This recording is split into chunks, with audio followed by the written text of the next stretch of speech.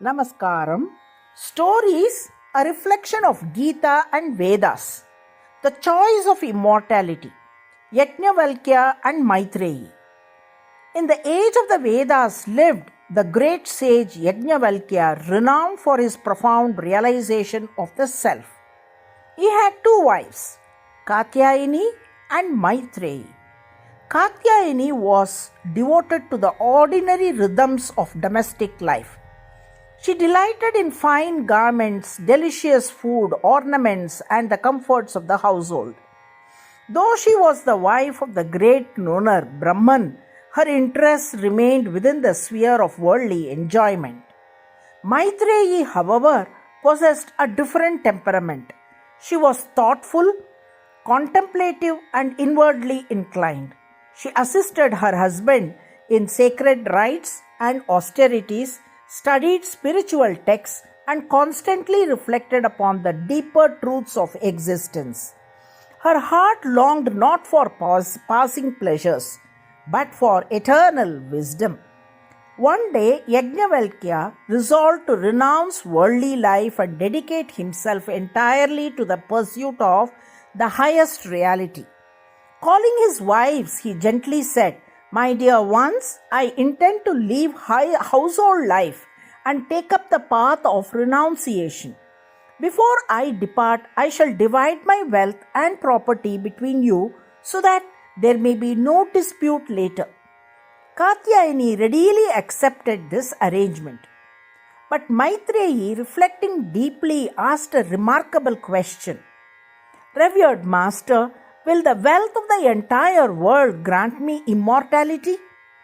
Will it free me from death and sorrow?"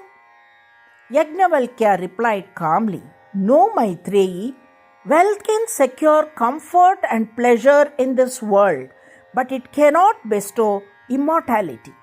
It cannot lead one to the eternal." Upon hearing this, MYTHREYI spoke with firm clarity. "Then what shall I do with that which cannot make me immortal? Teach me instead the knowledge that leads to everlasting joy. I seek that truth by knowing which nothing else remains to be known." The sage was deeply moved. With affection and reverence, he said, "Blessed are you, MYTHREYI. Your longing is for the imperishable, not the perishable. Come, sit beside me. I shall teach you that knowledge which reveals the self, the source of all love, all joy, and all existence."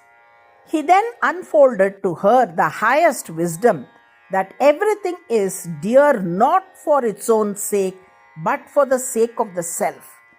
That the self alone is to be realized, heard of, reflected upon, and meditated upon. By knowing the self, one transcends sorrow and the cycle of birth and death.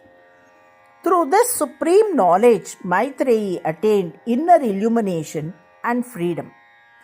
The teaching echoes the profound declaration of the Svetashvatara Upanishad, 4th chapter, 14th mantra, "Jnata Shivam Shantim Atyantameti," meaning, knowing the auspicious Supreme, one attains eternal peace. MYTHREYI chose wisdom over wealth, immortality over possessions, truth over comfort. Her story teaches that lasting peace does not arise from external abundance, but from realizing the divine reality within. Only through the knowledge of the Supreme does one cross beyond fear, beyond death, and attain final liberation. Narayana, Narayana.